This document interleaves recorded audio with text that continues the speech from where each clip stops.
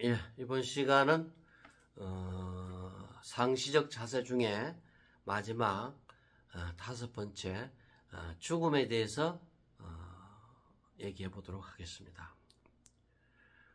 메멘토 모리 많이 들어보셨죠? 죽음을 기억하라는 라틴어로서 고대 로마 시대 승리한 원정군이 개선시 시가 행진을 하면서 외친 군가라고 합니다. 그 말은 전쟁에서 승리했다고 우쭐대지 마라. 오늘은 살아있지만 너도 언젠가는 죽을 것이다 라는 의미입니다. 죽음이 없으면 생명도 없습니다. 죽음에 유난을 떠는 종은 인간밖에 없다고 합니다. 우리는 죽음을 생각하면 두렵기도 하고 암울한 생각이 들지요. 이런 생각은 노인이나 환자들만의 생각은 아닐 것입니다. 죽음이 자연에서 나와서 자연으로 회귀하는 엔트로피 현상의 하나일 뿐이라고 한다면 두려워할 필요가 없는 당연한 현상이라고 생각해야 되겠죠. 김상욱 교수는 놀랍게도 이 우주에는 살아있는 생명체는 거의 없고 오직 인간이 사는 지구에만 무수히 많은 생명체가 있다면서 오히려 죽어 있는 상태가 더 자연스러운 상태라고 합니다. 신은 인간이나 하루살이나 삶에 있어 차별을 두지 않는다는 러시아 작가의 말이 있습니다. 그만큼 죽음은 자연스러운 현상이라는 것을 강조하는 것입니다. 그렇지만은 사유를 하는 의식을 특징으로 하는 대자적 존재인 우리 인간은 죽음이 두렵고 그래서 영성화를 하게 되고 형이상학적 해석을 곁들이고 싶은 욕망이 생기는 것은 어쩔 수가 없다고도 할 수 있습니다. 인공지능이 지속적 발전을 하고 있는 오늘날에도 종교나 사후세계에 대한 연구기관이 병전하고 있다는 것은 죽음이 그만큼 근원적 문제임을 알 수 있게 합니다. 죽음이 없다면 행복론도 불필요하게 되겠죠. 우리가 죽음을 두려워하는 근본적인 이유는 자신의 소유물, 아까도 개인의 우리 인간의 한 개개인의 소유물에 대해서 말씀드렸죠. 자신의 소유물에 대한 욕망에 기인한다라고 할 수 있습니다. 자신이 가진 육체, 가족, 자산, 지위, 명예, 인간애 등을 잃어버린다는 염려라고 할 수 있습니다.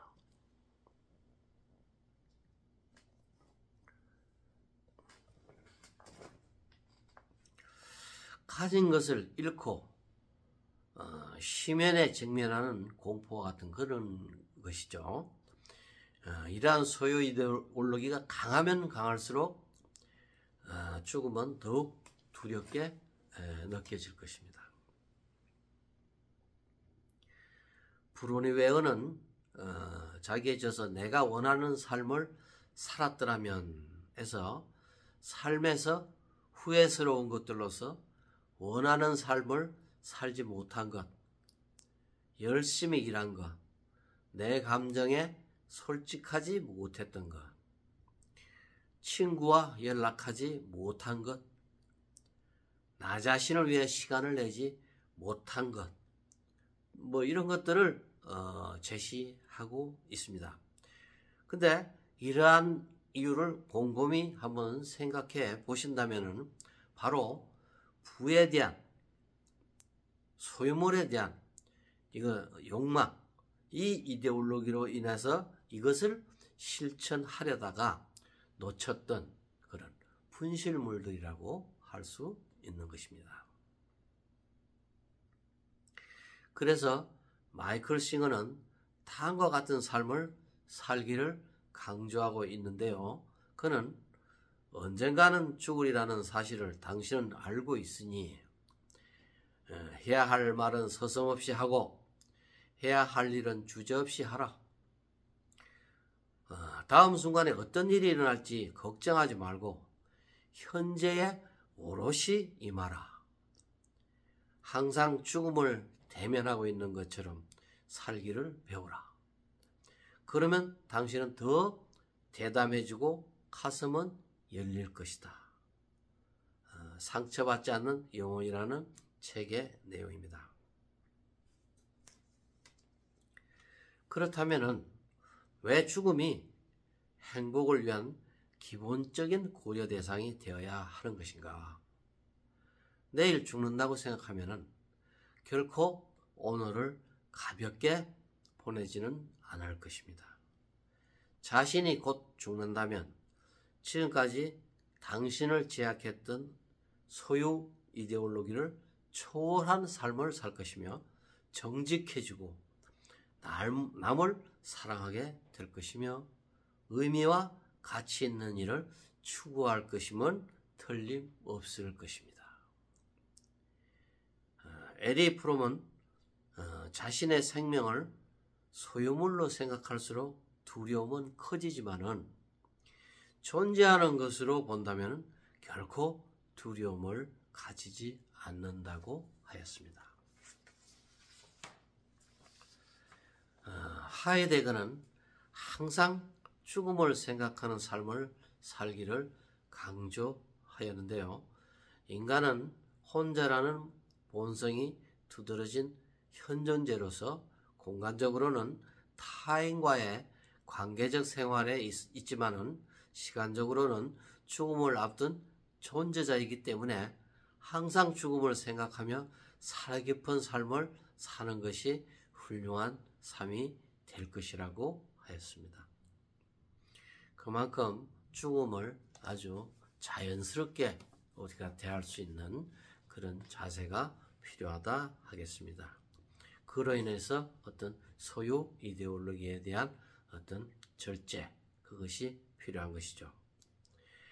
웨인 다이어는 죽음을 생각하는 사람은 자신의 삶을 겸손하게 돌보고 행동을 반성하며 시간을 소중하게 받아들일 줄 안다고 하면서 한 살이라도 더 젊을 때 자신의 죽음을 사유할 것을 주문하고 있습니다.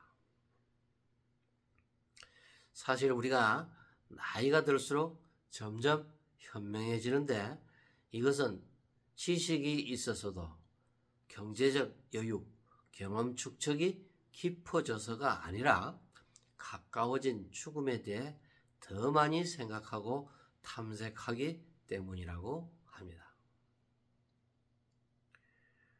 몽테뉴는 의미 있는 삶을 위한 5가지 테마를 제시하면서 죽음을 가장 첫 장에 배치해서 죽음은 자연의 원칙에 조금도 어긋나지 않는다라고 하면서 죽음은 만유 질서의 한 조각이자 세계의 생의 한 조각이다. 이렇게 얘기하고 주자가 횃불을 넘겨주듯 사람들은 서로 생명을 내준다. 이처럼 아름다운 자연의 원리를 어찌 그대를 위해 바꾸겠는가? 라고 찬양한 바 있습니다. 쇼펜하우어 역시 몽테뉴와 비슷한 글을 남기고 있습니다. 그는 삶과 죽음은 서로 전제 조건으로 원래 없었던 내가 다시 없었던 존재로 돌아가는 것일 뿐 죽음으로 잃는 게 없다는 것입니다. 그는 나는 본래 이 세상에 없었던 존재였다. 각자 자기가 태어난 날짜를 헤아려 보면 생일 그 이전에 나는 이 세상에 없었다는 것을 확신할 수 있다. 우리는 이 세상에 없었던 상태를 죽음이라고 말하지 않는다. 그러나 태어나면서 나는 죽음을 비로소 앞두게 된 것이다. 따라서 죽음이란 삶을 전제로 해서 존재한다는 명백한 진리가 성립되는 것이다 라고 하였습니다. 마지막으로 죽음을 자연은 물론 인류에 대한 사랑으로 표현한 에리 프롬의 글을 보도록 하겠습니다. 그는 죽음을 이렇게 노래하였죠. 죽음은 어떤 합리적 설명으로도 두려움을 제거해 주지는 못하지만은 바야흐로 죽으려 하는 순간조차 그것이 경감될 수 있는데 그것은 생명에 대한 유대를 다시 주장함으로써 또 우리 자신의 사랑까지도 불태우는 다른 사람들의 사랑에 반응함으로써 가능하다 라고 프롬은 죽음을 아주 성스럽게 표현한 바 있습니다. 예, 이것이 바로 상시적 자세의 5번째에 해당하는 죽음이었는데요. 이것으로서 지혜의 일부 오늘 시간 지혜에 관한 것은 이것으로 마치겠습니다.